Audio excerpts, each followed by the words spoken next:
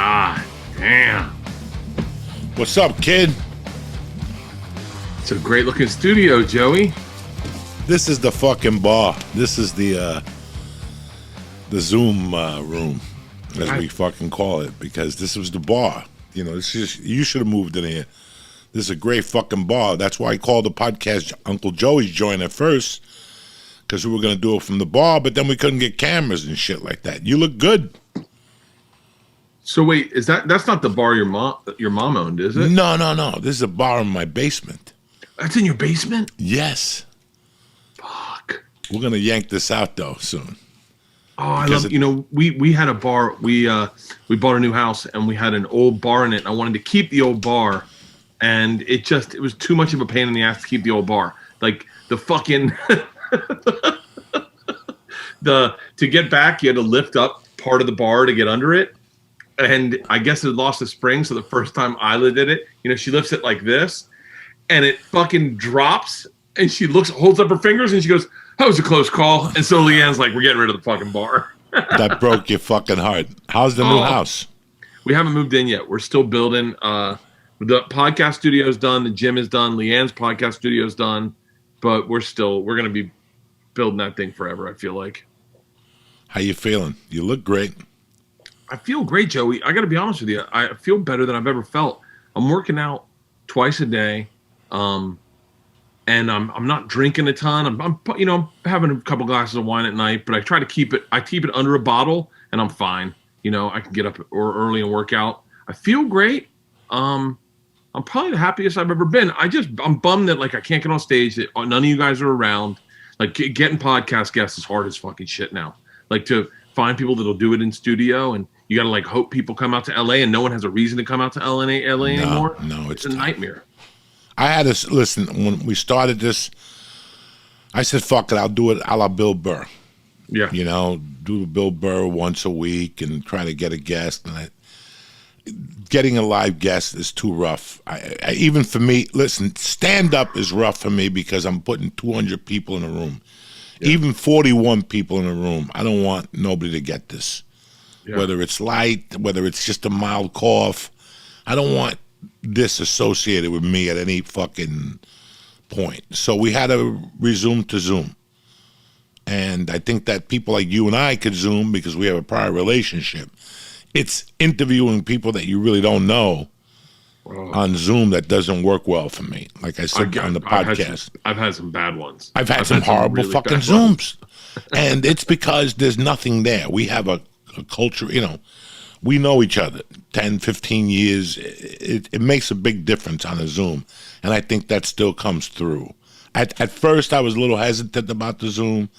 I didn't like it, but Mike got it to work fucking perfect. It looks great. It sounds great. So it's about a good setup, too. You got a good setup. Like some people do it. I did one. I'm not going to call out names, but I've done a couple where they do it on their phone.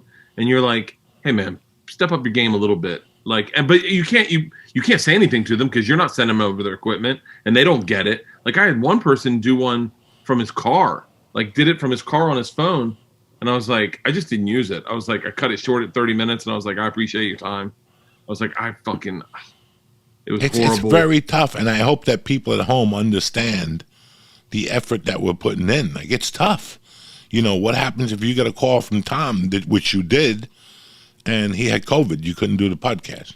Oh, Joey, I did. I don't know how much of this I've shared or not shared, but I get a call from Tom, and I go, now Leanne and I both did Christina's Where's Your Mom's At on Friday, right? We get a call. We both do it Friday afternoon. Leanne does it for an hour and a half. I do it for an hour and a half. I talked to Tom on Sunday, and I'm like, what's up? And he's like, I got COVID. I said, shut up. You got COVID? He's like, yeah. And I was like, where did you get it? And he was like, in the rehab facility. Rehab. And I go, shut up. I go, did Push get it? And he's like, yeah, Push got it too. And I was like, when did she get it? And he was like, well, she started showing symptoms Saturday. I'm like, I was with her fucking Friday. Leanne was with her Friday. Now we're sitting with my parents in a big circle having wine and cigars. And I'm going, motherfucker. So he's like, I think you would have shown symptoms by now. It's been 3 days, 4 days, whatever. So then I got to look at Leanne and I go, wow, it was a close call. The next week I'm with Dr. Drew for an hour and a half. He tests positive, and I'm like, motherfucker. And then I stopped, man. I stopped, and I'll be honest with you, Joey. I'm not good with people right now.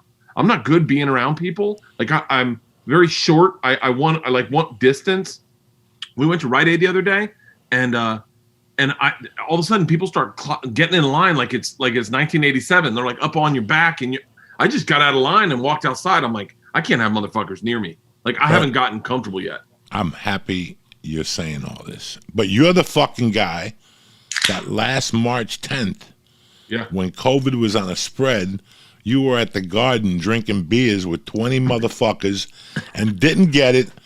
That weekend, I'm like, he's dead. He's dead. I did. Then I saw you all summer on a boat doing theater tours. Listen, the Mickey Mantle gene theory is fucking alive and kicking in my world. Don't let them tell you anything else. You have the Mickey Mantle gene and the Godzilla gene. The Japanese gene, they didn't get, like, you didn't get it. Like, how many COVID tests did you take? I've taken probably 150 COVID Me tests. too. Me too. Every time I bought 100 COVID tests for myself. I bought them. I got them on the guy that was test. Yeah, the rapid test. I the bought rapid 100 ones. for myself. Yeah. It was just, I got sick and tired of doing comedy and getting a call. There was 41 people in the fucking room. And I got 2 calls 2 times, and I'm like, you know what? I'm not doing shit. But to go back to the original, I do not feel comfortable either. I feel comfortable with Mike. I feel comfortable if I know where you do at night. Yeah. I feel very comfortable. People who are going still to bars and restaurants, I just, no, not really, Yeah. I'm doing a lot of kid stuff that you already did. Your daughters are grown. I'm coaching. I'm not coaching. Jesus Christ. She's playing softball. So I go to softball. She just had a green belt. You go in there with masks. The softball is outside. But I can't even imagine going on the road. I mean, like it is the farthest fucking thing from my mind. Going to an airport, getting on a plane, going in a hotel, having somebody ask me if I want to take a picture now just burns my insides. It's fucking COVID season, guy. There ain't no pictures. Put that fucking camera away. Put that fucking camera away.